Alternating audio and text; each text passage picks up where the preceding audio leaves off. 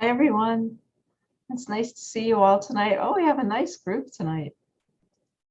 This is great. Let me move. I'm not supposed to see that. Let me move that. Okay, it's better. To hide the microphone. Try to look a little bit authentic here without too much modern things showing. So hi to you guys on Facebook and YouTube. Be sure to say hi and tell me you're here. Hello to Mr. and Mrs. McCabe. It's good to see you two there. Oh, Mrs. Rankish from Georgia is here. Miss Kaylor, hi everyone. It's good to see so many familiar names. It has been quite a week, both in 2021 and in 1774. So I think Mrs. Q is feeling, flustered on a number of levels this week. From Pittston, Pennsylvania. My mother's family was from Pittston. My Italian mother's family was from Pittston, Pennsylvania. So I'm familiar with Pittston. Let's see, Rhode Island. So thank you all for joining me tonight to talk a little bit about the stamps and the tea. And was it really about stamps and tea? Because I heard in your time that you think of the American Revolution as being about stamps and tea. And, I suppose in some way it probably was, but I think we should be really thoughtful of the stamps and the tea as maybe being symptoms of a larger problem. So it's not really so much about the stamps and the tea, but about what they represent and what was going on with the stamps and the tea. So you probably remember that last week I mentioned to you that Mr. Q had a very upsetting experience in the shop while I was out running errands when someone burst in the shop and accused him of being unpatriotic and a traitor. Unpatriotic because he is against the tea, and a traitor because he was born in a country other than England or any of the English countries, which of course infuriated Mr. Q, who's worked his whole life for the betterment of our colony here. And of course, that has benefited England as well. So he's quite upset at that. And that seemed to have a okay ending, and that although Mr. Q did draw his pistol in defense, he put it away, everyone settled down and went home. But I tell you, in the past week, many more events like this have been occurring around our town as people become more and more divided over the tea. And we'll talk a little bit about that division because we saw that division 10 years ago over the stamps as well. So some of that division really is a patriotic type of division and a real opinion that each side truly believes they're doing the patriotic thing and the thing that's best for their neighbors and their town and for our colonies and for England. But some of it is, excuse me a moment here, but some of it really is the result of propaganda meant to divide us against each other so that the parliament will reign supreme over us, or the parliament will get their way. So I invite any of your questions or comments while I'm talking tonight, because some of this might be new to some of you, and some of you I think will be really familiar with it. But feel free to ask me as I go along talking about all of these things as they're happening. And for those of you who have made donations to my Mrs. Q project, thank you so much. I got some this week, and it always just makes me happy to know that you're watching. I always do that, right? I pick the wrong thing to know that you're watching and that you're enjoying it enough to make a donation to the project. And those are the ways you can donate to the project. And thank you so much to the people who have done that. It just makes me feel so good to know that you're out there supporting, my effort to teach everyone about the American Revolution and teach it in a way that is fun and informative and engaging. And that really feels like you're talking to someone from the time period, that you're interacting with a real person. And so I worked very hard on crafting this character, Mrs. Q, for you. So thank you so much for supporting the effort. I really appreciate it so much. And for those of you who've come on my tours because you've seen Mrs. Q, wow, that is the most incredible part. So thank you very much to all of you who've done that as well. And I'm going to put us back to this more normal background here that's less distracting. So of course you remember the stamps. I know in your time you all studied the Stamp Act. You still study the Stamp Act. The Stamp Act was, of course, an act to pay for the French Indian War, or the 7 Years' War, as our friends in England call it, which really was a war here amongst the people of the Huron and the people of the Mohicans. And I think in your time, there is a very boring book called Last of the Mohicans, written by Mr. James Fenimore Cooper.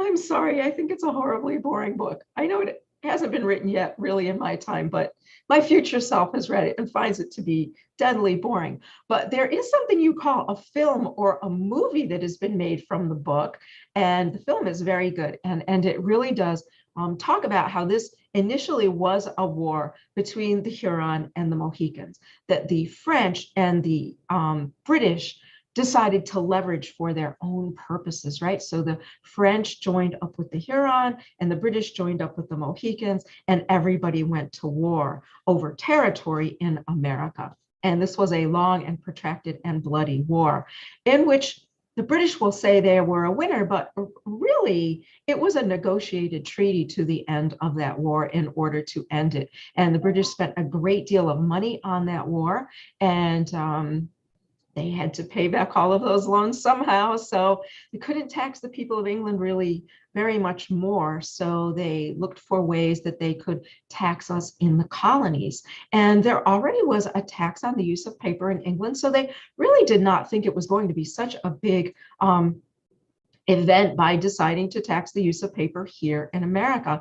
And this is what they did. Now, the Stamp Act may have been a little more acceptable if it was presented maybe in a little bit of a different manner. Because when the king came out and talked about the French Indian War, the end of the war, and the Stamp Act, he neglected to thank the people of the colonies for the role that we played in that and for the contributions we'd made. And this, of course, made us all feel a little unwanted and unappreciated for what we had contributed to that success. So when the tax came along on the use of paper, had it maybe been presented in, shall we say, a more diplomatic fashion, we may not have been so insulted by it. But the real insult came not only from the tax, and remember, that tax established a massive government bureaucracy to cope with the tax. Remember, there were stamp agents who had to oversee the distribution and collection of the taxes. There were various accounting positions that had to account for the money and all of the stamps. And there was a bureaucracy, of course, on the English side and in the Parliament. So the stamp tax, in part, had to pay for its own bureaucracy with which to administer it. So many more government jobs that would be created to do this. And that in itself, offended us a bit, but what truly offended us was when we learned that a portion of that money was to be set aside into the Parliament's sinking fund, or as you might call it, a slush fund. That meant the Parliament was taxing us for their own purposes. In other words, they could take that money and spend it in any way they chose. You may also call it a discretionary fund in your time. And of course, as British subjects, we could only be taxed in this manner for revenue, as it was called, with our consent. And we elected no one, and still continue to elect no one, to the Parliament. And this became a sticking point between all of us. Now, that little discretionary fund was not that much of the tax, but it was enough of the tax for elements here in the colonies who had been trying to raise an awareness that perhaps we would be better off without being a part of England, found something they could seize on, something they could use to unite everyone against England. And what better way to unite people than to say your money is being stolen from you by people you did not choose, to be spent in a manner you have no say over.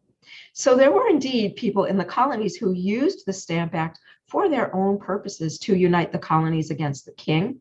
There were people who genuinely believed our rights were being denied by taxing us this way. And there were, of course, just generally troublemakers who found a way that they could make a name for themselves, by opposing this. And opposing the stamps now became very popular here in the colonies and united people from north to south against it.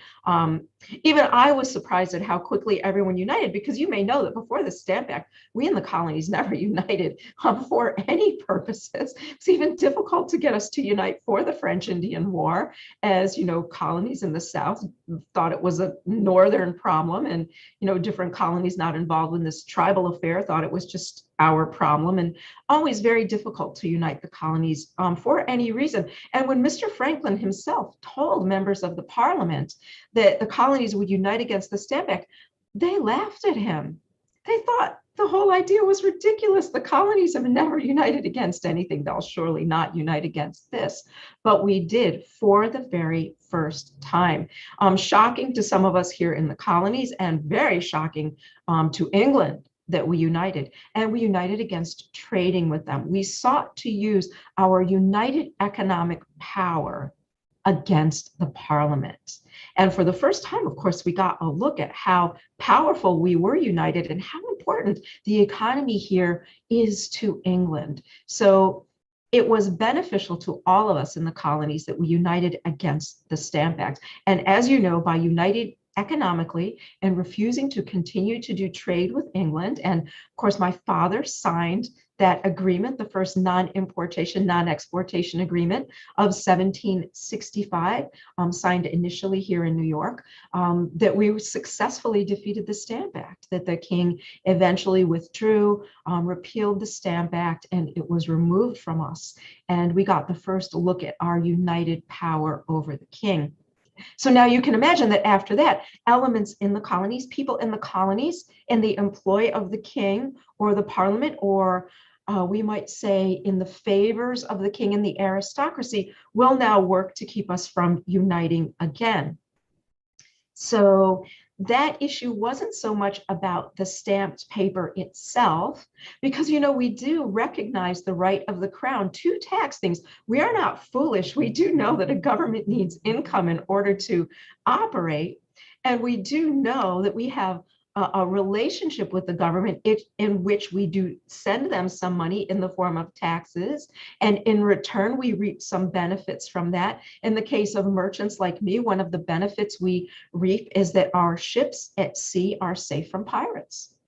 And we have other benefits we get as well, right? We get the common law and the court system under the common law, governance of England, and various other good things. So we do recognize that a government does need income, and that we do give up some things in order to get things back from a government. This is the social contract. And we all recognize, I think, that governments are always at odds with those that they rule over, and there's always pushback back and forth to try to balance how much we give up to get back from the government and how much they give back to us. And we look to find a happy accommodation, right, between our freedoms and the government's power. And this is something that has existed in governments that we have studied back to the Great Republic of Rome, right? Also an issue that they dealt with in Rome and Greece.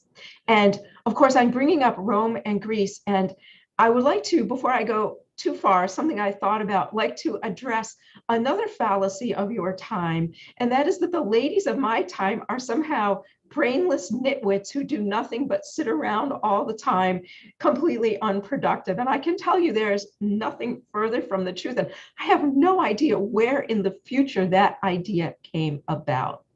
I assure you, the women of this time are very productive and work very hard, whether it is the women who simply work to keep a homestead going with their husband and children and family, women who work on farms, women who work with their merchant husbands or fur trader husbands or legal husbands. I believe Mrs. Adams is very active in running her husband's business while he is at the Congress in Philadelphia, as are other ladies. That the ladies of my time are very effective and work very hard. As a matter of fact, when the aristocratic ladies of England come to visit us here in New York, they frown upon us here with our rough hands and our tanned skin, because that means we actually perform labor, that we work.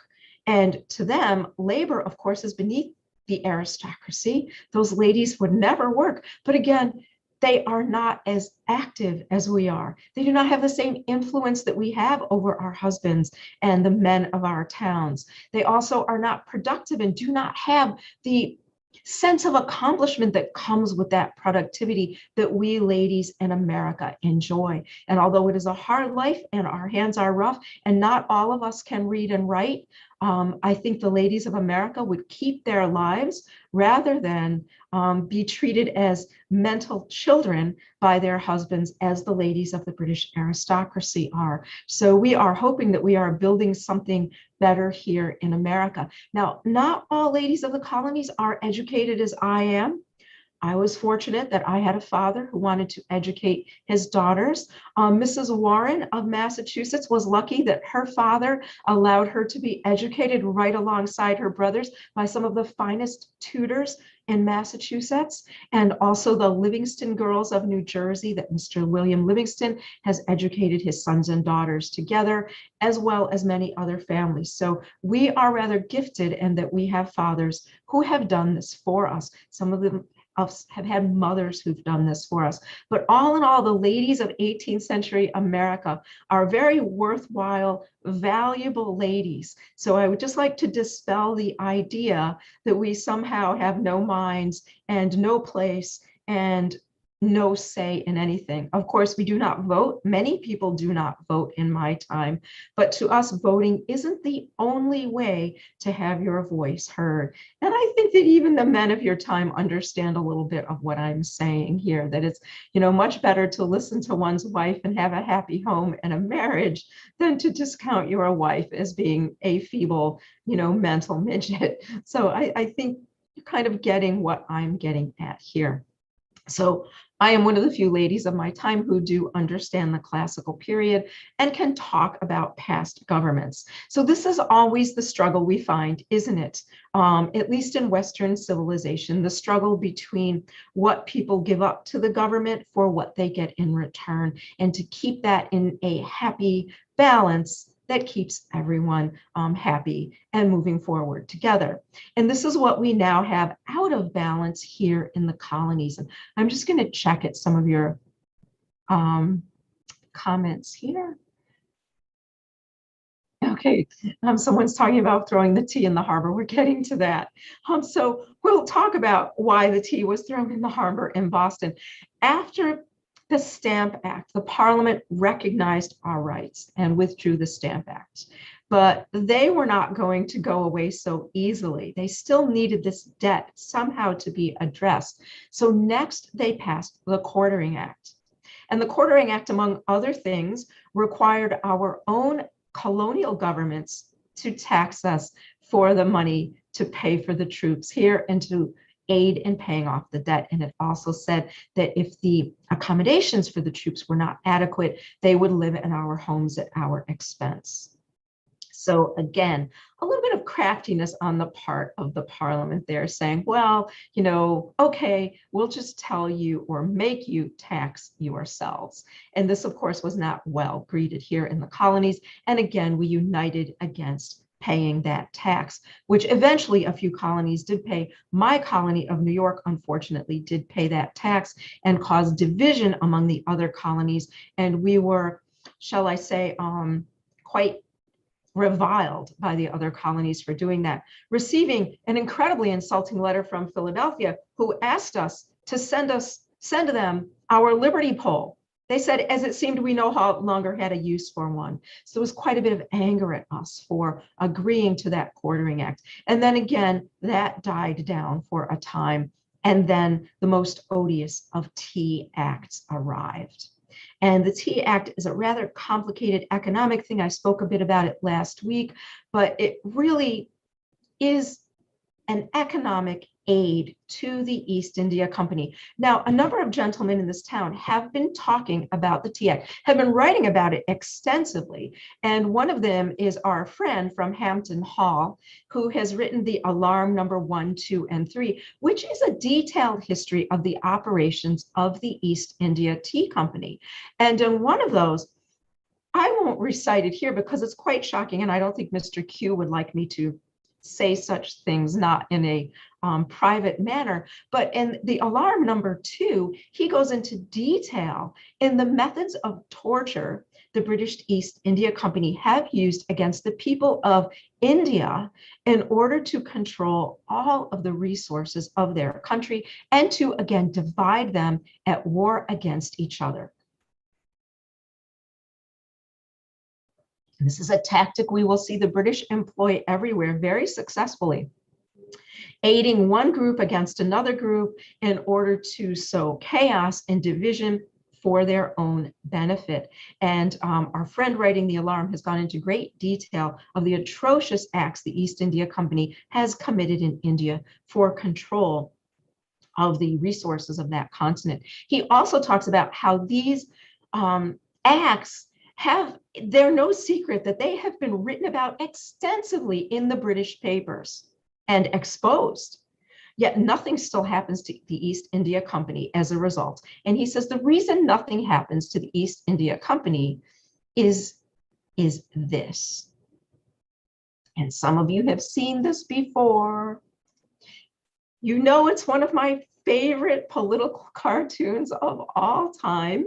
And here we have a gentleman, a member of parliament, you can see taking his oath against bribery while taking his bribe at the same time from a gentleman in the East India Company.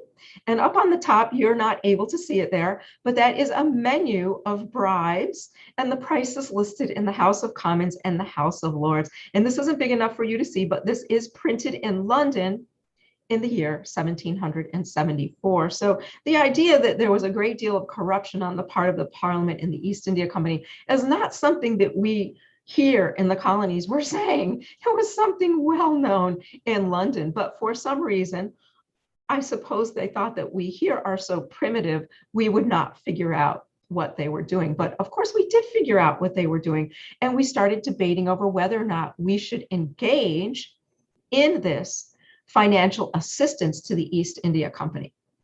And this is where we have now become divided, because some gentlemen in this town have written that if we do not buy the tea, we're not only unpatriotic, because if the East India Company fails, the country will fail. You know, the British Crown will fail, England will fail, and they will be overrun by France and Holland and all of their enemies who have the East India trade going freely. Not only would we be unpatriotic, but they've gone on to say that we actually are a threat to our neighbors' lives.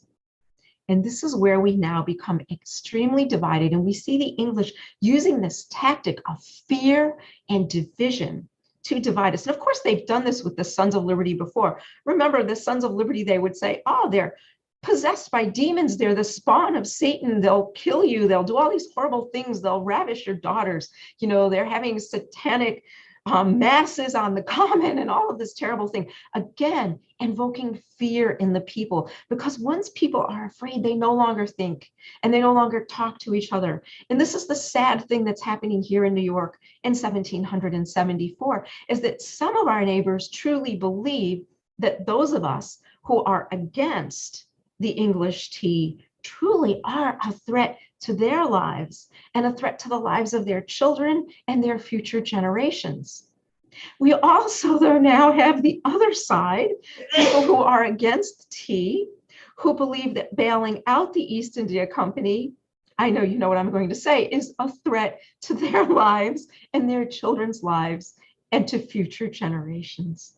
So my friends, this is where we find ourselves with only, I think, a handful of us still left with the ability to reason in this town. And some of us are trying. We have young Mr. Hamilton, who is writing weekly in Mr. Holt's newspaper, his column called The Monitor, and excuse me for exposing Mr. Hamilton. No one is to know that he is the author of the Monitor, but I think you are far enough in the future that you perhaps already know this yourselves.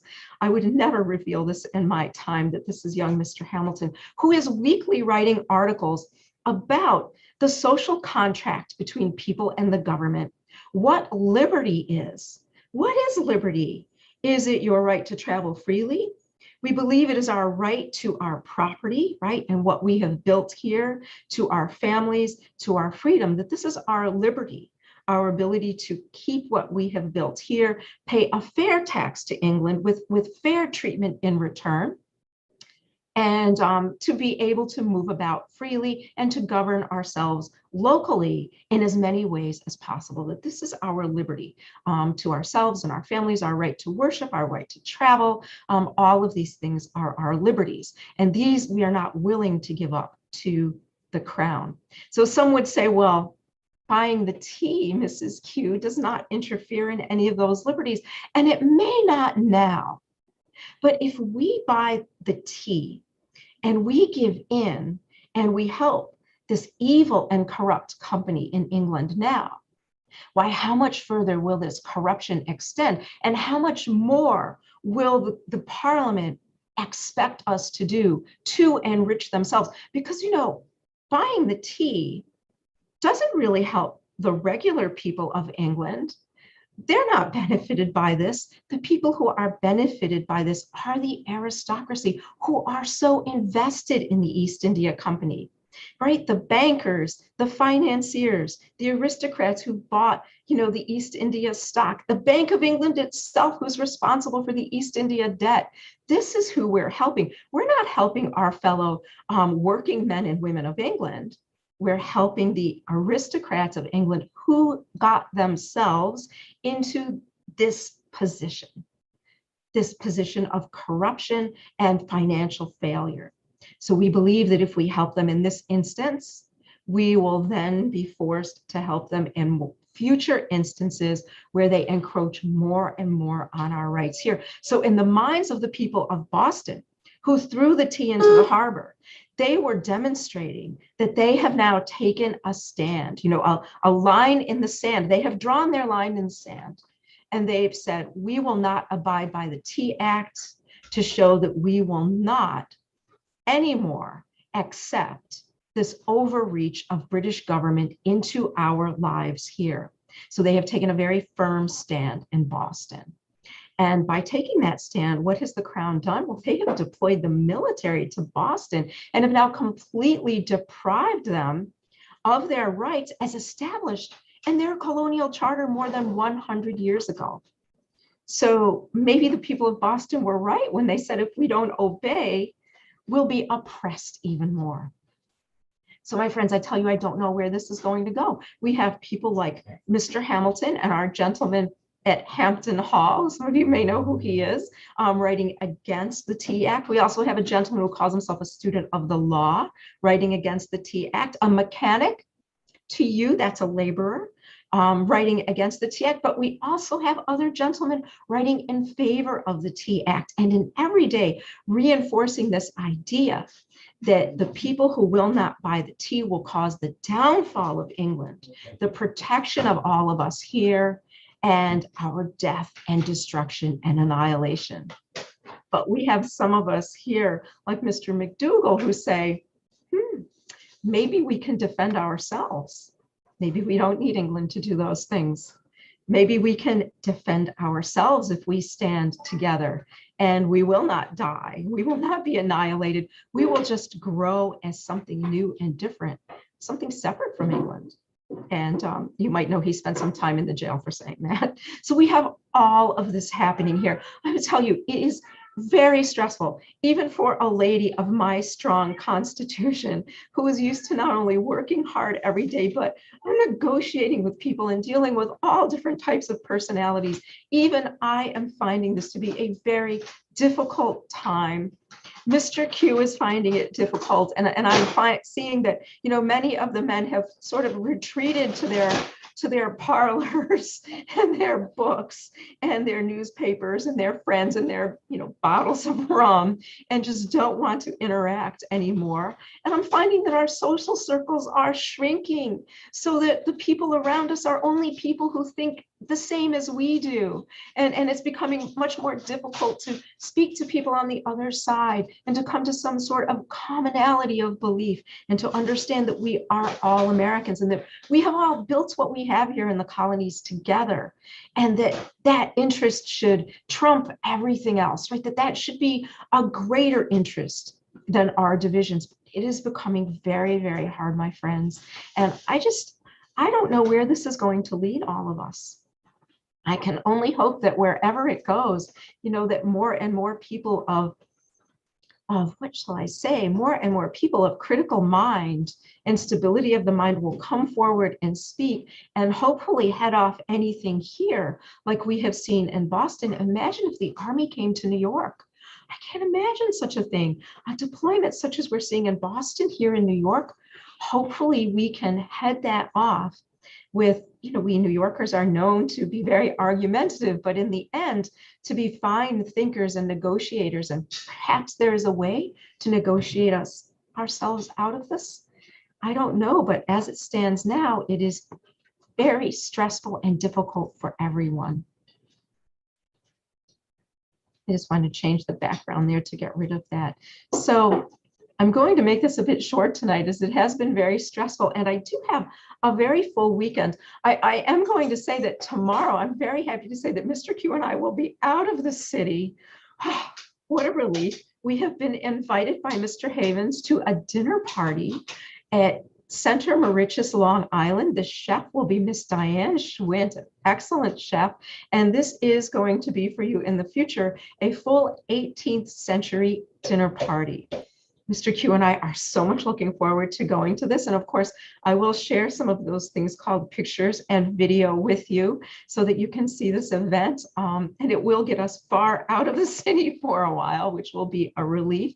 And on Sunday, I'm going to be meeting up briefly in the afternoon with Mr. Hamilton, and we are going to be discussing some of his work together and taking a bit of a stroll along Wall Street. And you may see some pictures and video of that as well. And I'm looking forward. I haven't seen my friend Hamilton in quite a long time. I'm looking forward to taking a stroll on Wall Street with him on Sunday. So I'm looking through. If you have any questions, let me know. I hope you'll continue to study this time period, particularly the period of the Stamp Act through the Tea Act, and learn to understand the significance really of the events behind the objects. You remember the stamps and the tea, but really it is the more important events behind them that were the cause of the difficulties that are growing between our two places, England and America, and not specifically a stamp on paper or, some where the tea came from, but really the intentions behind those things and the contract between the people and our government. Always something that will be debated, I'm sure, in your time as well, as we always look to work out the balance between people and those who govern us. Very important balance to keep. So with that, I'm just look through here. No career politicians. I'm sure I don't know what a politician is, as in our time we have statesmen, but it sounds like it isn't something good. Oh, thank you, Mr. and Mrs. McCabe. I will be sharing pictures and video with you of the occasion, because I know that you will especially enjoy seeing them. Thank you so much. I hope it will be a lovely evening, and that the ride all the way out there will be uneventful, as Mr. Havens has warned us about loyalists and robbers along the roads. So we're going to be, very aware of our surroundings. A book on the topic. Mr. Garson, I think the best book, at least on the tea topic, is called, and the name just went out of my head. I will post it on Facebook. It is an English book. Oh, it is an excellent book. If any of you have read this book, please post it in the comments, by Nick someone. As you can see, from the stress, my mind is a little weary.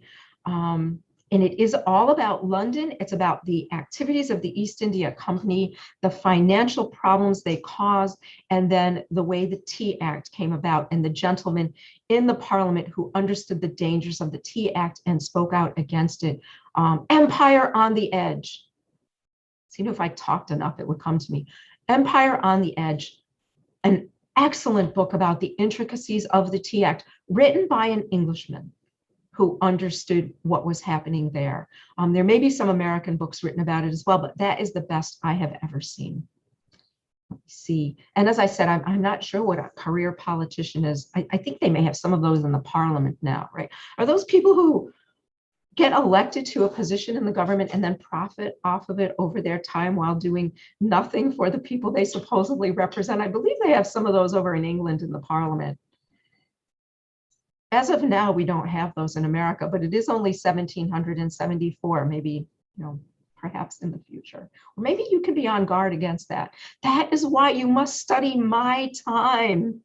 That is why I'm here every Friday, so that you all will study my time, so that you can learn from what happened in my time and better apply yourselves in your time.